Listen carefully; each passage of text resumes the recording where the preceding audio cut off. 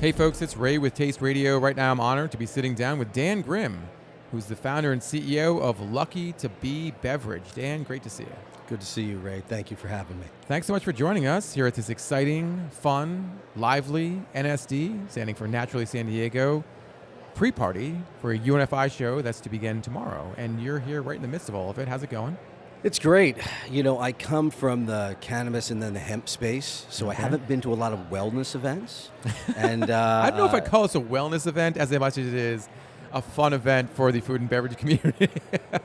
Whatever you want to call it, I'm digging it. There's a lot of wellness brands here for sure, but Naturally San Diego is great in just bringing the community together. Sure. Yeah. Well, this is my first Naturally San Diego event, and I think you guys are doing a great job. Absolutely. Thank you so much again for being here.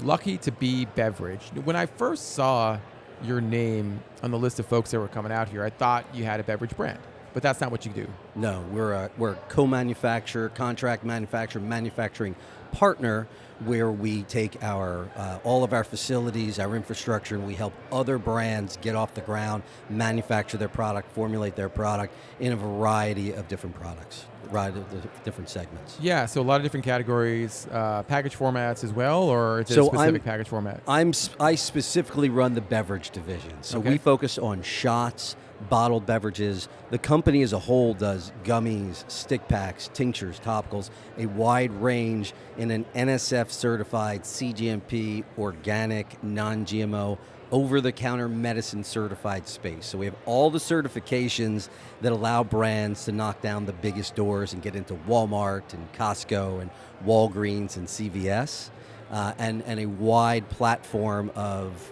products that we can make. But I specifically focus on shots and bottled beverage with a extra focus on functional mushroom, because we have access to some really amazing technology that allows us to make, and this is going to sound like hyperbole, but the best functional mushroom shot on the planet. You know, functional mushroom is a really hot space. For sure. Right? You know, the BevNET show a few weeks ago was all functional, right? And there was a ton of mushroom there. You know, I wasn't there. My buddy was there. He was like, you would have killed it, right? So the thing about functional mushroom is mushrooms are water solubility is not a zero-sum game. There's levels of water solubility. And people say mushrooms are water soluble, but that only goes so far. So if you want to put a small amount of mushroom in a 12-ounce vessel, it will generally disperse no matter what the extract is, because it's not a lot of mushroom in a 12-ounce vessel, okay? But if you want to put enough mushroom for you to feel it, thousands of milligrams in a 12-ounce vessel, it's a little bit harder, but still the extracts on the market generally work.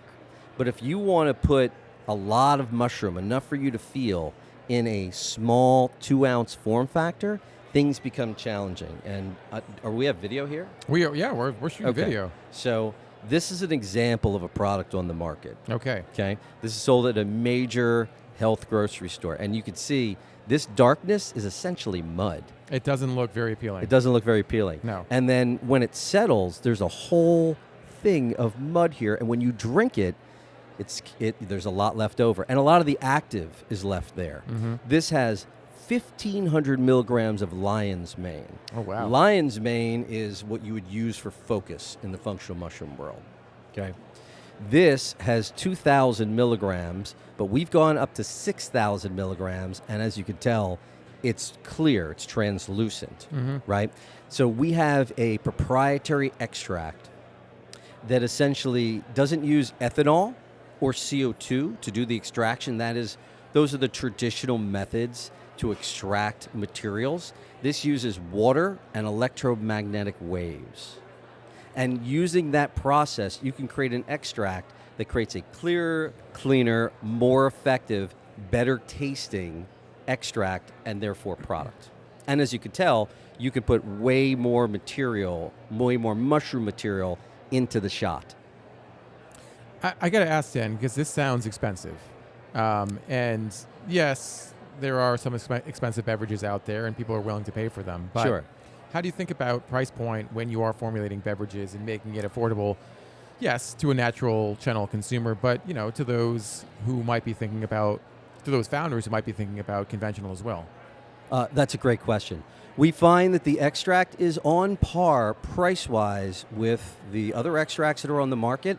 It's just it uses different technology, and therefore, in our opinion, is a superior product and allows us to make superior shots. And we do this mainly in shots, but to give you an example, we were working with one of the biggest canned functional mushroom products, beverages in the country. We gave them the extract, and they replaced their extract with ours as a test, and they came back. They also said, not my opinion, theirs, it was like, this was superior.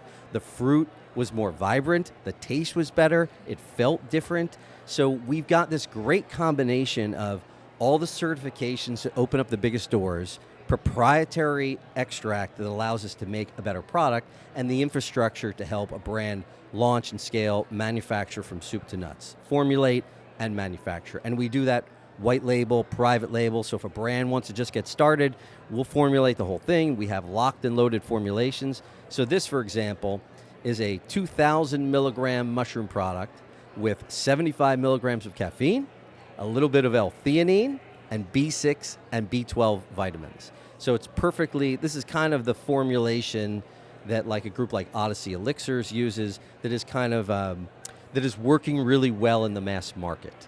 To your point, though, mushroom extract in general isn't particularly cheap. So, there are, if you scale this and you start using a lot of mushroom, that's where it gets kind of expensive. But we've got ways to make the formulas both effective and cost effective, and that's really important, obviously, because the brand needs to sell it into DSD, and it needs to that price needs to make it all the way to the consumer at a price point that's going to be appetizing. That at a price point that's going to be good for them. It definitely helps to have a good-looking beverage. It definitely helps to have the ability to put a lot of functional material into a beverage, into a shot more specifically. But when it comes to efficacy, how do you evaluate, how do you measure, how do you assess true efficacy for that end consumer? When it comes to caffeine, everyone knows how caffeine is going to affect people. But I think functional mushrooms might affect different people different ways, and the claims you can make, it's all really important when you're considering the whole package. Yeah, so it's a great question. So we started with, this is the caffeine version. We started with a product that was 2,000 milligrams lion's mane, 2,000 milligrams cordyceps, no caffeine. And I was just getting introduced to it. We had an NFL or a former NFL football player in the building. And he tried it, and he wound up calling us a couple hours later. He was like, holy cow, what was in this thing? And what I've noticed, which is interesting, is when we were baiting this out, was giving it to everybody that we could to try to get a sense for the efficacy. About 50% of the people that tried it said, whoa, okay, I feel this. Focus and energy, this works. And was this a focus group, or was this a clinical trial? This is all anecdotal. Okay. This is all anecdotal. Okay. It was so about 50% said, I feel this is good, I like it, this is cool. About 25% of people were like, wow, this feels like Adderall. And then, in all transparency, there was a whole nother 25% who didn't feel a damn thing. Yep. Because that's just our body chemistry. That's just the way it works. Sometimes some bodies get it, some people get it, sometimes it feels amazing, and other people not so much. Right. Well, the last question I have for you, Dan, is when you are evaluating the potential to align with a particular brand, and they're saying, okay, well, we want to make sure we're working with a partner that's going to see our vision and that's going to help us scale, and then you're also evaluating them too. How do you determine the right fit, so to speak? Yeah, another great question. The manufacturing partnership is a really intimate relationship, and it needs to make sense on a lot of different levels. But really at the core, I think you need to find good people, and you need to find people that have ideals or somewhere in the version of your ideals, and make sure that we really look for brands that are really committed to what they're doing. So if they have passion, if they've got a good story, when we're talking to brands, I want to hear their business plan, their vision, and if it makes sense to me, it makes sense to our business partners, that's where we get real synergy and the real magic happens. Outstanding. Dan, lucky to be Beverage. Lucky to be Beverage. Folks, check it out. In the meantime, can I have one of these? Or is Absolutely. Yeah, This okay, is good. for I you, might my need some friend. focus. That's I don't know. right. Yeah, there we go. Dan, thanks so much. Thank you, Ray. Appreciate it, it. bro.